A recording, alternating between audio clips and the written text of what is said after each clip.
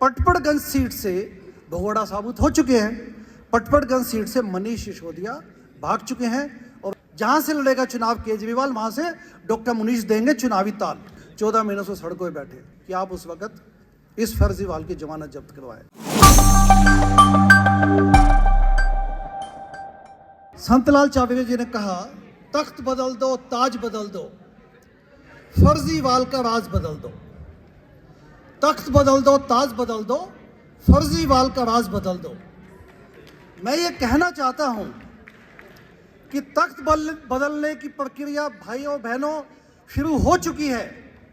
मैं आपको कुछ अंदर की बातें बताऊंगा, क्योंकि अभी मैंने काफ़ी सेंटीमेंट सुने कि किस प्रकार से इस देशद्रोही फर्जीवाल ने अन्ना आंदोलन की हत्या की, अन्ना हजारे को धोखा दिया। एक वक्ता ने कहा कि देश का सबसे भ्रष्ट मुख्यमंत्री केजरीवाल है। और इस किस्म की मैंने अन्य अत्याचार पूर्वक कहानियां सुनी, जो कि हम सब लोगों को समझ है।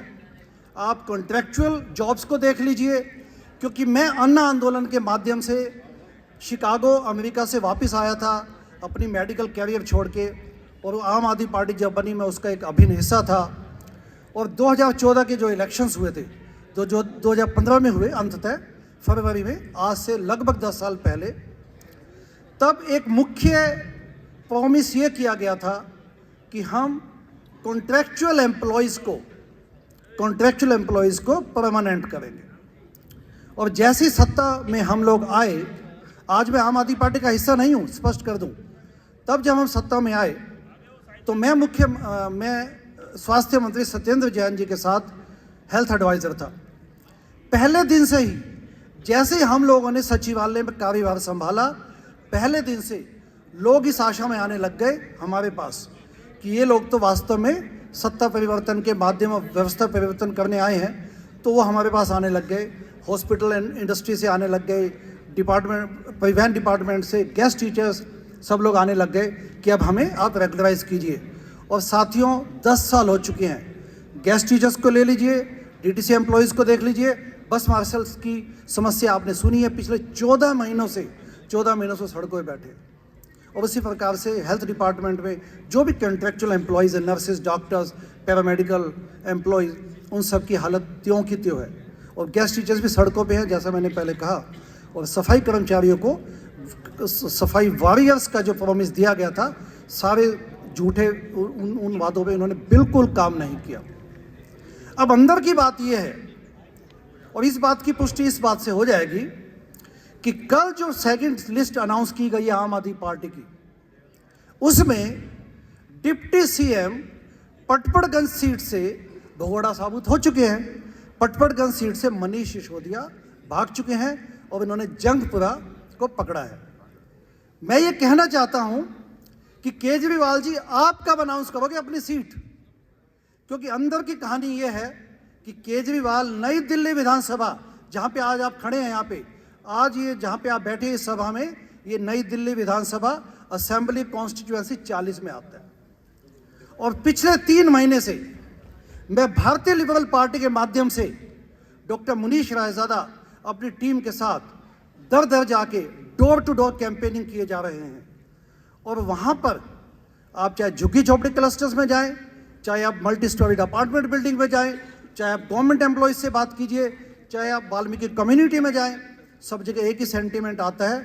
सभी जगह एक बात बार बार बोली जाती है, और वो मुझे बताते हैं, हमें बताते हैं कि हमारे एमएलए, जो सिटिंग एमएलए अरविंद केजरीवाल, पिछले 10 सालों से कभी नहीं आए।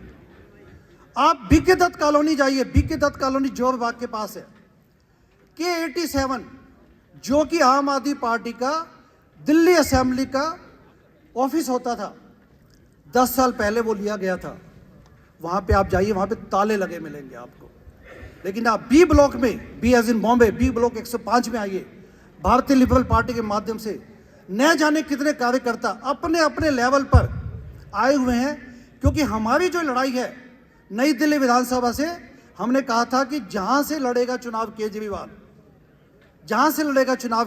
वहाँ से डॉक्टर मुनीष देंगे चुनावी ताल। तो आप लोग बीके दत्त कॉलोनी B105 में आइए, वहाँ पे आपको दिखेगा किस प्रकार से अन्ना आंदोलन के सिपाही आज वापस आ चुके हैं, क्योंकि उनको ये नहीं लगता कि मुनीश रायजादा चुनाव लड़ रहा है।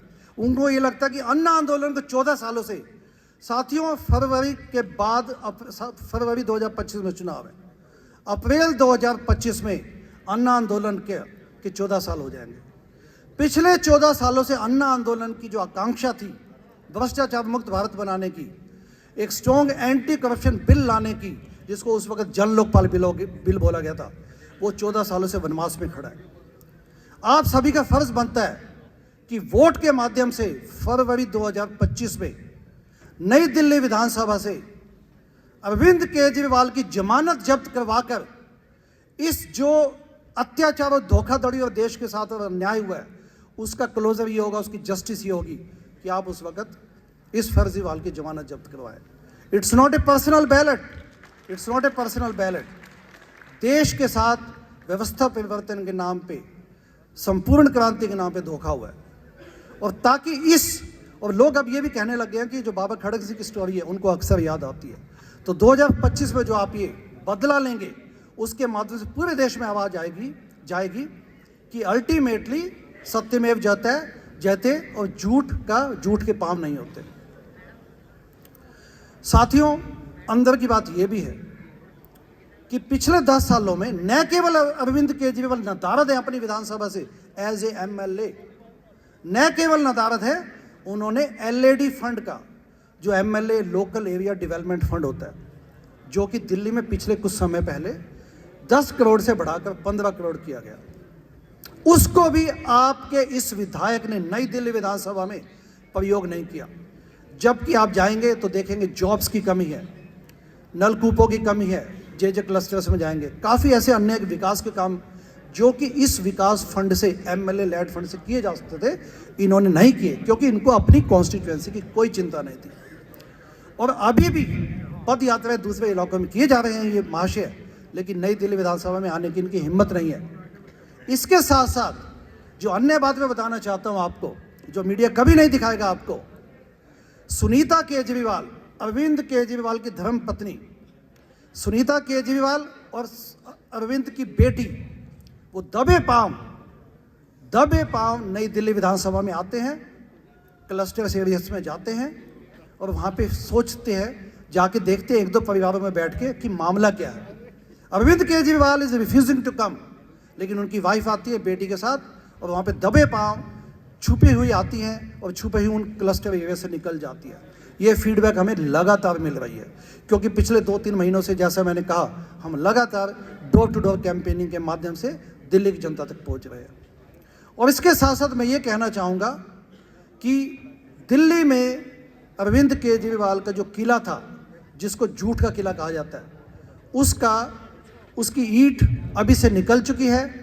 अभी जो सेकंड लिस्ट आई है, तो अभी तक कुल मिला के इन्होंने लगभग 30 कैंडिडेट्स की अनाउंसमेंट की है, उस 20 से 25 कैंडिडेट्स की, उसमें से 15 लोग नए MLA नए कैंडिडेट्स से लिए गए।